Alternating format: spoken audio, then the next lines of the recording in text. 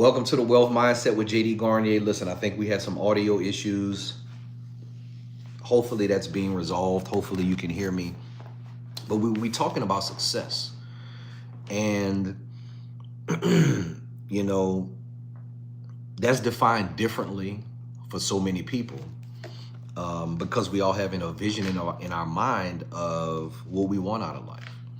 But regardless of what that vision is, in order for you to get there, there's a certain amount of things that you have to do. There's certain work that has to be done to take you from point A to point B. And the ability, the willingness, the ethic to do those things is where success comes in. And, you know, I said a few weeks ago that I can tell you where to go, but I can't tell you how to get there. Meaning, I can give you all of the advice that you want on how to achieve your dreams, on how to achieve your goals. But I can't tell you how to get there because I don't know your purpose. And so you can get all of the great advice in the world. You can have all the mentors in the world. People can give you the blueprint to achieve everything that you want to achieve, but they can't tell you how to get there because your purpose is specific to you. It is an original instruction that God gave you, and so you have to follow that. But today, I want to tell you how to get it. Once you know that purpose, once you are locked in on who you want to become, once you are locked in on what success means to you, this is how you get it. I call it the ticket to success. How do you achieve that? Once you know what it is that you want, how do you get it? The ticket to success. The first step is time. Listen, we live in a microwave society where people want results fast.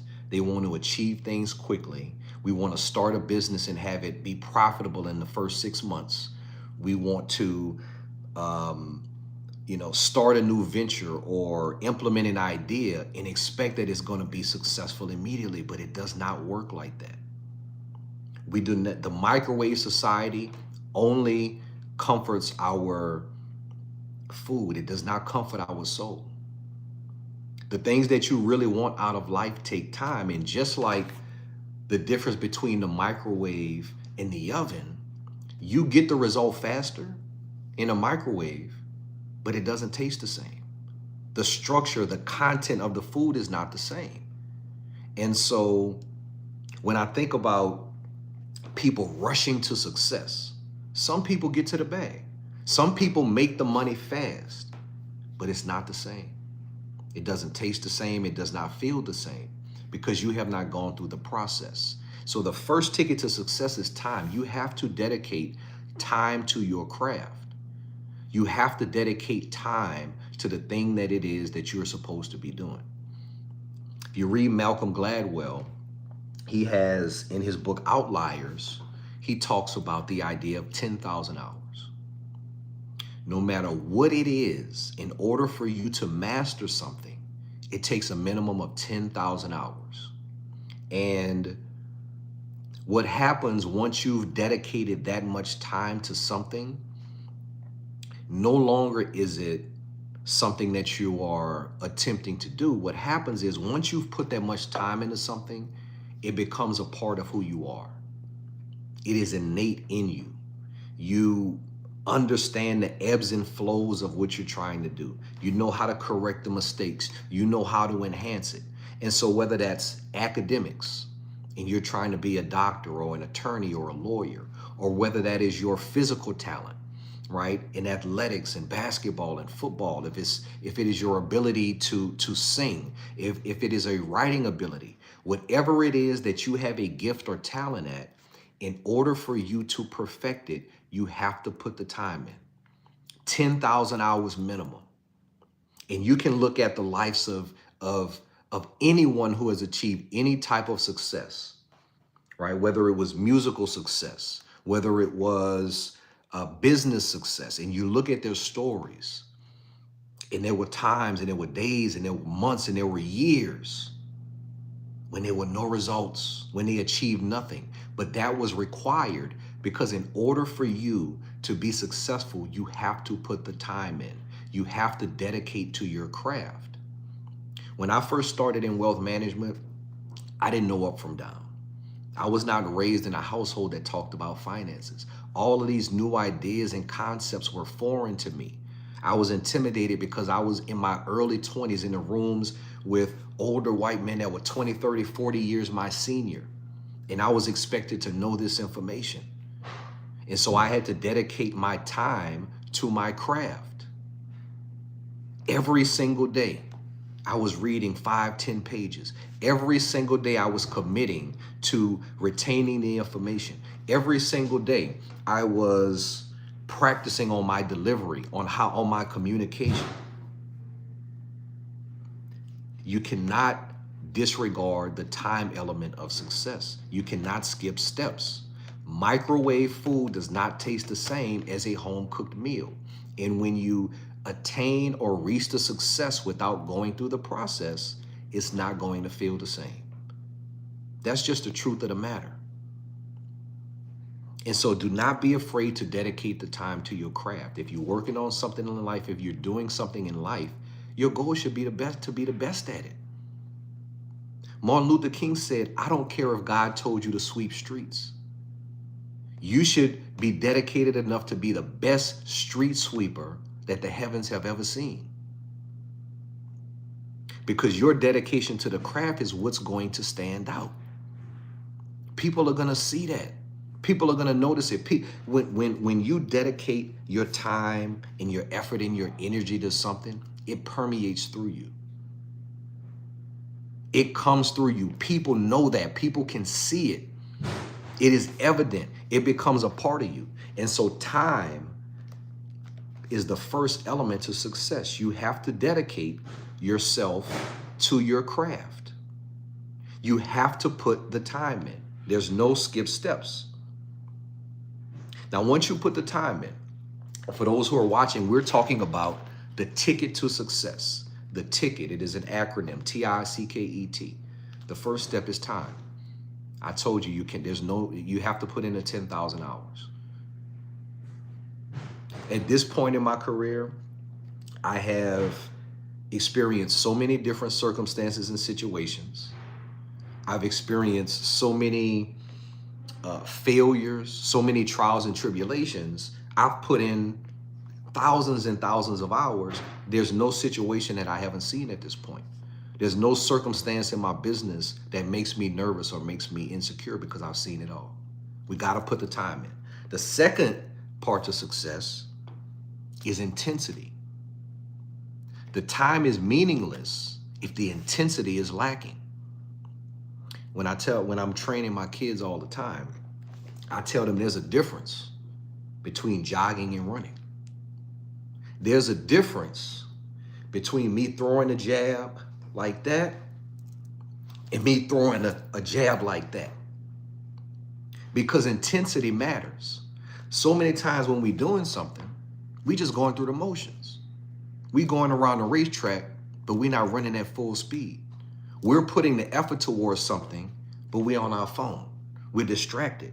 We are not intense about the thing that we are training at. We're not intense about the thing that we're trying to get better at. And so time is not the only thing. Intensity is necessary.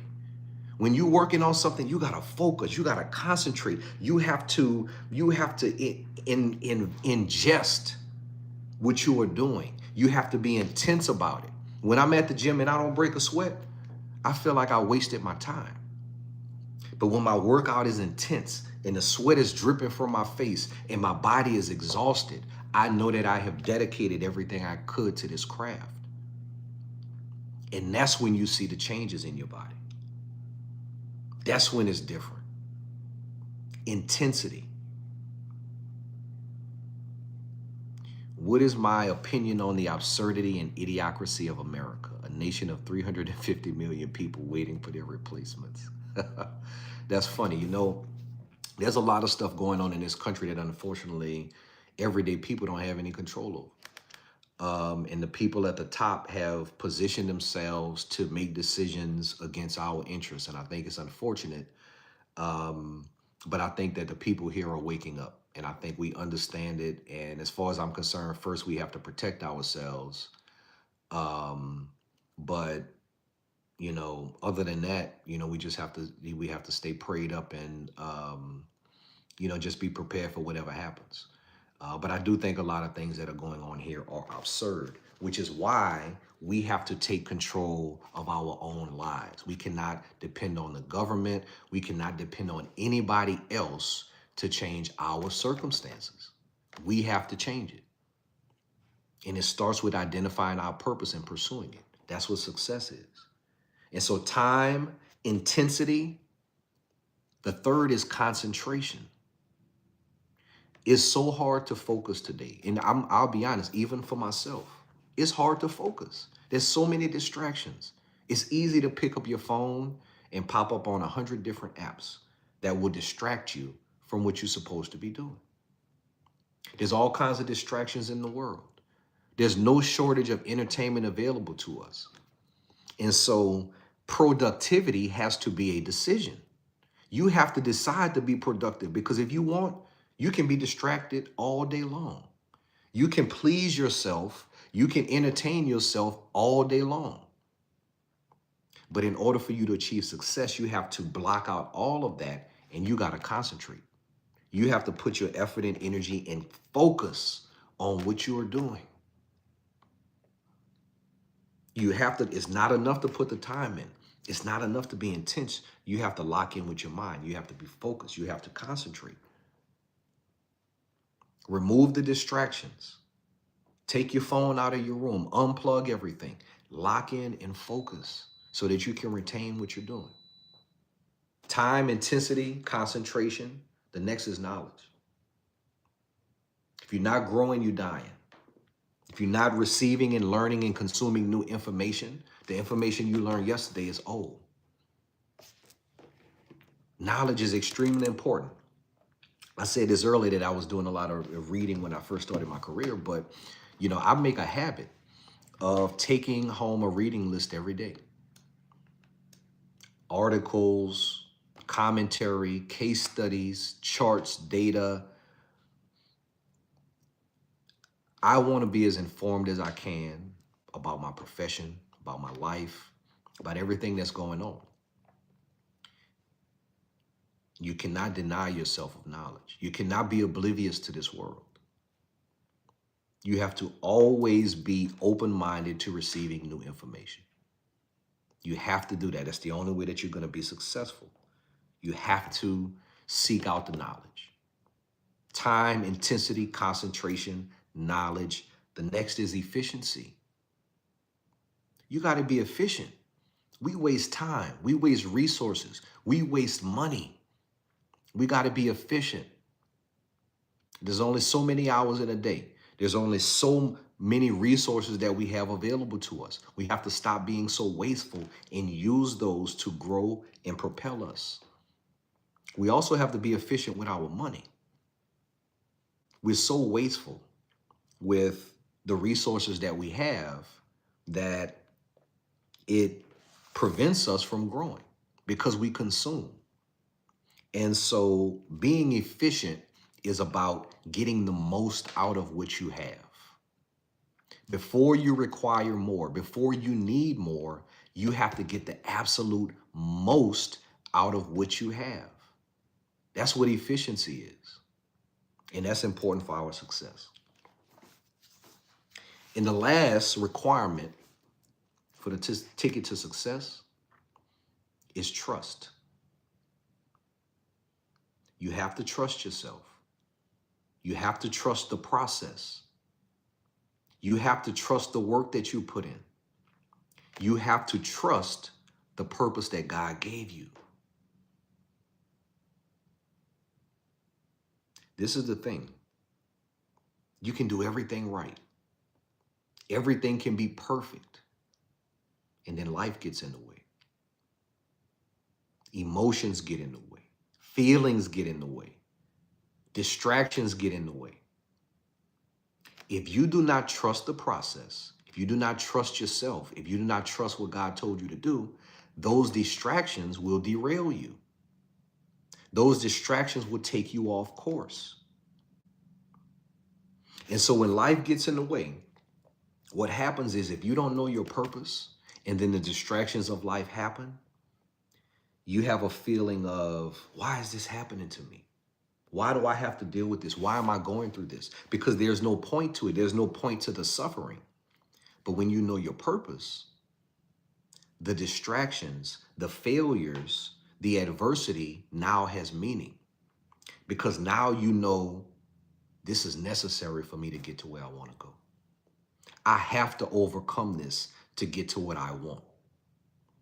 Without purpose, the trials of life can consume you.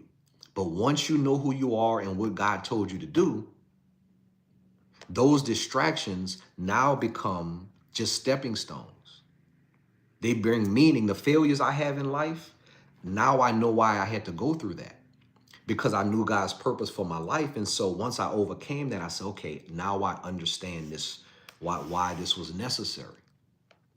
But when I didn't know my purpose, and every time something would happen, I'm looking around like, why me? Why is this happening to me? Your purpose is the guiding light that no matter where you are in the world, no matter what's going on, you can look up and see that light, and now you know the direction that you have to go in.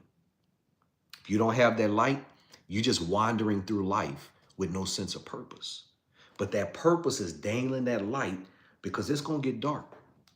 Things going to happen. Some of them will be your fault when you make decisions, but some of it won't be your fault. Some of it is going to be the world. Some of it is going to be people that you trust. Sometimes it's going to be people you love. And when those things happen, you have to know your purpose so that you can trust the process. The ticket to success: time, intensity, concentration, knowledge, efficiency, and trust. And if you employ those things with what you're doing in your life, whatever it is, because I don't know your purpose,